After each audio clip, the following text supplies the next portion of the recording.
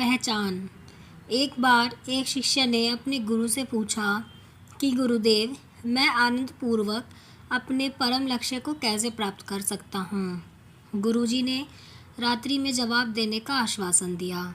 शिष्य रोज शाम को नदी से गागर भर लाता था, लेकिन गुरुजी ने उसे उस दिन शाम को गागर लाने से मना कर दिया।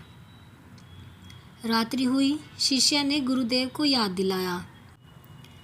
गुरुजी ने शिष्य को एक लालटेन थमाया और कहा, जाओ पहले नदी से यह गागर भर लाओ। उस दिन अमावस्या की घोर काली रात थी। अंधेरे में अपने ही हाथ पैर नहीं दिखाई दे रहे थे। इस पर भी वह व्यक्ति कभी इतनी अंधेरी रात में बाहर नहीं निकला था।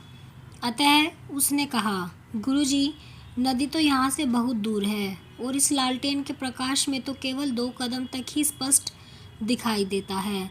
भला मैं इतना लंबा सफ़र अंधेरे में कैसे तय करूँगा। आप सुबह तक प्रतीक्षा कीजिए, मैं गागर सुबह भर लाऊंगा। गुरुजी बोले, हमें जल की आवश्यकता तो अभी भी है और तुम सुबह लाने की बात कर रहे हो। जाओ गागर भर कर लाओ। दीन भाव से शिष्य बोला, गुरुजी, अंधेरे में जाना संभव नहीं। गुरुजी बोले, अरे मूर्ख, अंधेरे को क्यों देखता है, रोशनी को देख और आगे बढ़। रोशनी तेरे हाथों में है और तू अंधेरे से डर रहा है। गुरुजी के ऐसे वचन सुनकर शिष्य आगे बढ़ा तो प्रकाश भी आगे बढ़ गया। बस फिर क्या था, शिष्य लालटेन लेकर आगे बढ़ता रहा और नदी तक पहुंच गया और गागर भरकर लौट आया। शिष्य बोला, ये लो गुरुजी, आपका गागर भर लाया। अब दो मेरे सवाल का जवाब। तब गुरुजी बोले, मैंने तेरे सवाल का जवाब दे दिया, लेकिन शायद तेरे समझ नहीं आया। तो सुन, यह दुनिया एक अंधेरी नगरी है जिसमें हर एक क्षण एक लालटेन की रोशनी की तरह मिला हुआ है।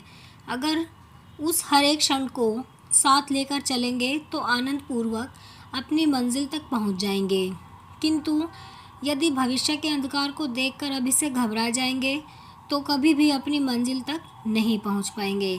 इस कहानी से हमें शिक्षा मिलती है कि हमें भी भविष्य की कठिनाइयों को देखकर परेशान होने के बजाय मिले हुए वर्तमान के क्षणों का सदुपयोग करना चाहिए।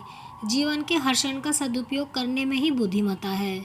जो लोग किसी दैवी सुअवसर की प्रतीक्षा करते हैं, अक्सर उन्हें निराश होना पड़ता है। आप कमेंट में ज़रूर बताएं कि आपको ये कहानी कैसी लगी है। अगर आपको ये कहानी पसंद आई है तो वीडियो को लाइक करें, शेयर करें और चैनल को सब्सक्राइब करें ऐसी ही कहानियों के लिए।